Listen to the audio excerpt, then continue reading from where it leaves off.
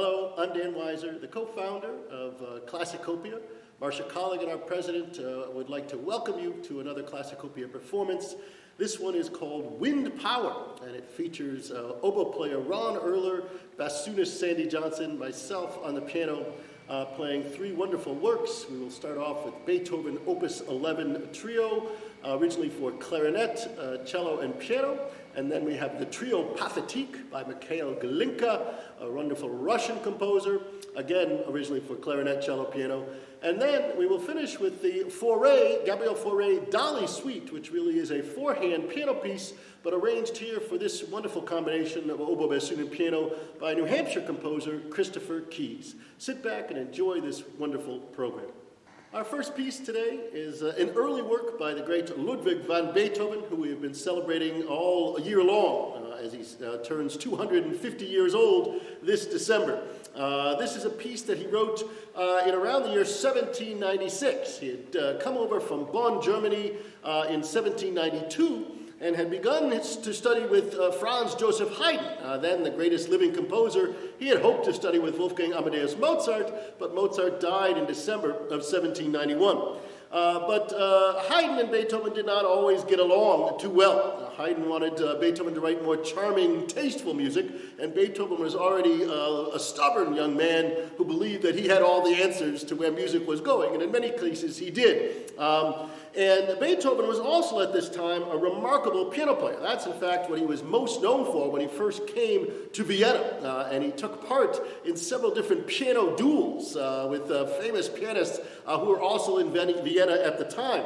There's a wonderful story by Anton Reicha, a friend of Beethoven and fellow composer, who was turning pages for him at one of these early concerts. And Beethoven was known for the power of his playing, that nobody had ever played like him before, his full body getting into the works, and he often left behind a graveyard of pianos. And here's what Reicha said.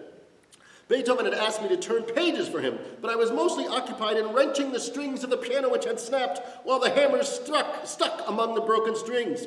Beethoven insisted on finishing the concerto, so back and forth I leaped, jerking out a string, disentangling a hammer, turning a page. I think I worked harder than Beethoven. This piece actually came about because Beethoven was friends with a clarinetist named Joseph Baer. And there was a well-known song being sung in the streets of Vienna. It had come from an opera, The Corsair. Basically, the words to the opera were, "Before we work, we must have something to eat." That is the little aria, the little tune. And Joseph Baer suggested to Beethoven that he write a movement, theme and variations, based on that tune. That would become the third movement of this piece, and that's why we call it the Gassenhauer Trio, or the Street Song Trio. Now, Beethoven actually never liked the third movement of this, and he talked about changing it, but he never did. The first movement has that great power and drive. Second movement, a very gorgeous movement, and in this case we have the bassoon playing the cello part, and I just love how it sounds on that instrument, especially in the upper range. But it's this last movement that is kind of a fascinating story about it. This piece was first premiered at the home of Moritz von Fries, a friend of Beethoven. And at that first performance, one of these great virtuoso pianos, Daniel Steibelt, happened to be there, coming from Paris. And he heard this piece, and he had heard about Beethoven as this wonderful pianist, but he didn't think that piece was so scary. He said, "Oh, I think I could challenge him." So we challenged Beethoven to a duel. And a few days later, they happened to meet back at the Count's home, and Steibelt got up and first did his own sort of a piece, and then he began improvising on the theme from that same third movement. Now that angered Beethoven considerably. He didn't like anybody messing around with the tunes that he had already put to variations. So we have a great story, as told by one of the people there. It said the following. Steibelt had first played a quintet, which had a good deal of success with the audience. He then played an improvisation, which had obviously been carefully prepared, choosing the same theme on which Beethoven had written variations for his clarinet trio. This incensed the admirers of Beethoven and Beethoven himself. It was his turn now to seat himself at the piano and improvise. He went up in his usual, I might say, ill-bred manner to the instrument, as if half pushed, picked up the cello part from Steibelt's quintet in passing, placed it intentionally on the stand upside down, and with one finger began drumming out the theme from the first few measures of that quintet. Then, impelled by his insulted and excited feelings, he improvised in such a manner that Steibelt left the room before he finished. Steibelt would never again see Beethoven again. When invited anywhere, he always stipulated that Beethoven could not be present.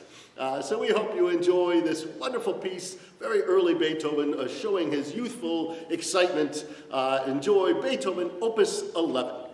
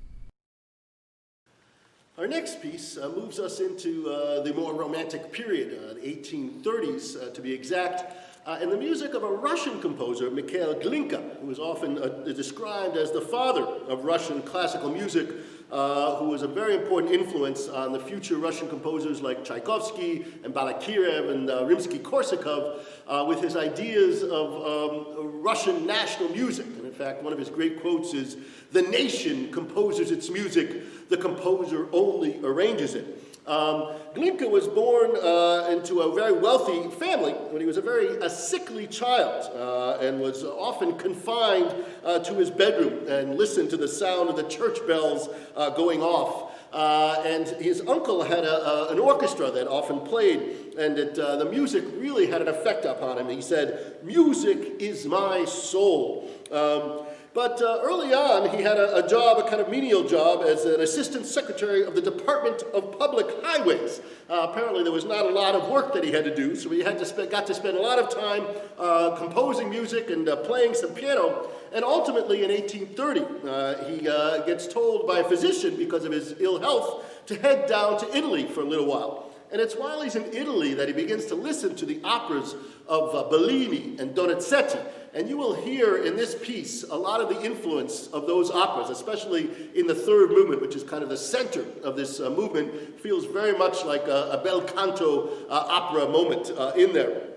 The whole piece really doesn't have that much Russian quality to it. It sounds more like Mendelssohn in its second movement, Chopin in its third movement. But in the outer movements, the last one being a very short movement, there is this kind of trio pathétique, as it's called, a more tragic setting to the music.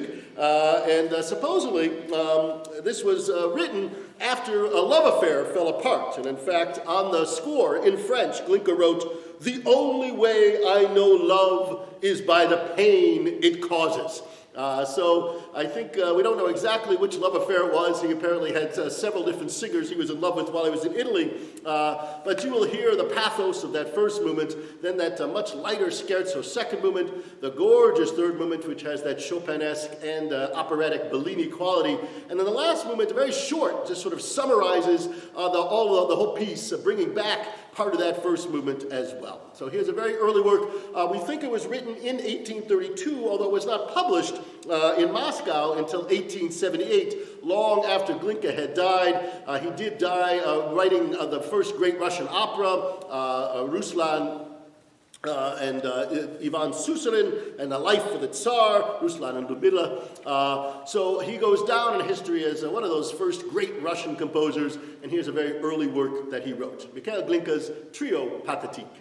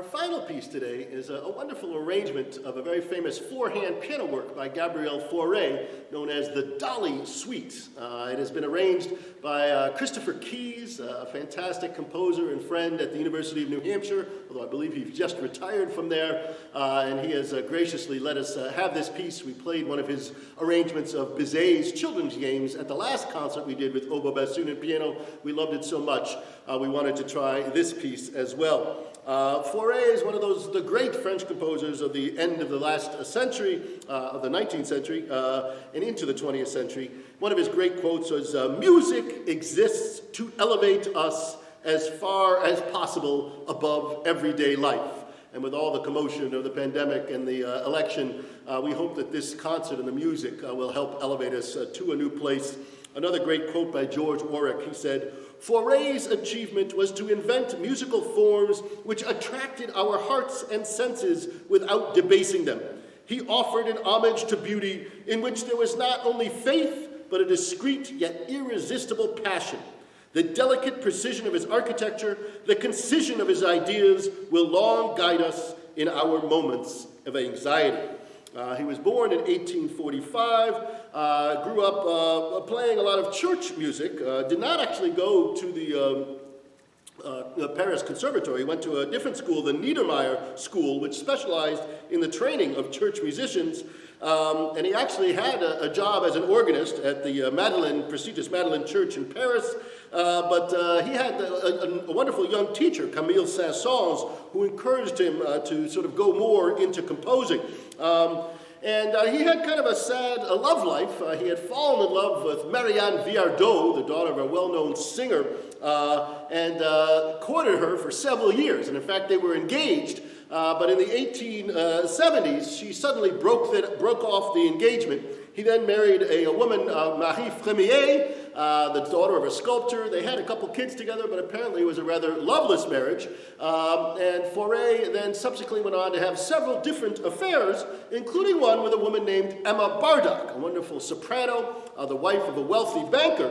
And it was for her daughter, whose name was Hélène, but who was nicknamed Dolly, that Faure wrote this suite of music that he actually wrote over several years, giving, there are 6 total pieces, giving them as different presents for her for each birthday or other occasions during that year. And we know that they had an affair. There are some thought that that Dolly was actually Faure's child, although we're not quite sure about that now. In the end, they did not stay together. And a few years later, actually, Emma Bardock ended up having an affair with Claude Debussy, another French composer, and they actually did run off together and get married. Debussy had his own wife at the time who tried to kill herself at that moment. It's a great soap opera there in France. But this piece was, as I mentioned, the first movement is the most famous. It's a beautiful lullaby, a berceuse, that was written for Dolly's first birthday. The second movement is called Meow, which sounds like a cat, meow, but it actually doesn't refer to a cat. It refers to the fact that Dolly was trying to pronounce the name of her older brother, Raoul, and she could only say Monsieur Aoul, which came out like Miaoul, and that Faure thought was quite funny, so we did a very cute little second movement. The third movement is gorgeous. It's the Le Jardin de Dolly, Dolly's garden, which they had a beautiful garden in the back. There's actually a quote from Faure's wonderful violin sonata in that one. Then there's a kitty waltz, which again is not about a cat, believe it or not. The Bardocks had a pet dog named Ketty, and apparently this is supposed to be called the Ketty Waltz, but some publisher turned it into Kitty Waltz, and it does sound like an animal sort of whirling around having fun. The fifth movement, called Tendresse, a beautiful chromatic sort of searching movement of finding its own harmonies. And then the last one, Le Pas Espagnol, the Spanish dance, based upon, again, a sculpture that was on the mantelpiece at the Bardock home of a Spanish horseman.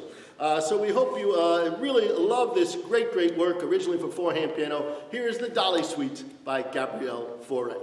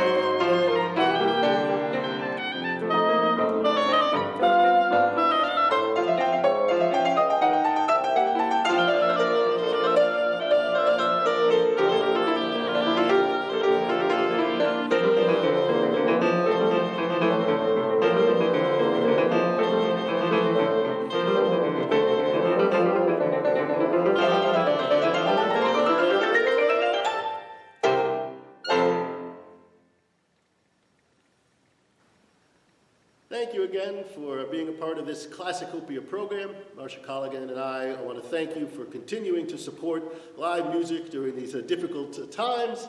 And we want to thank Ron Erler on Oboe and Sandy Johnson on Bassoon for being such wonderful colleagues and performers.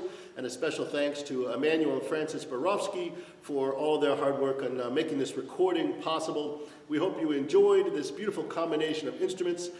Coming up very soon, we will have the full works by Beethoven for cello and piano, so be on the lookout for that. That will come up soon, and we will have a link to all of that. Take care, stay safe, we'll see you soon. Take care.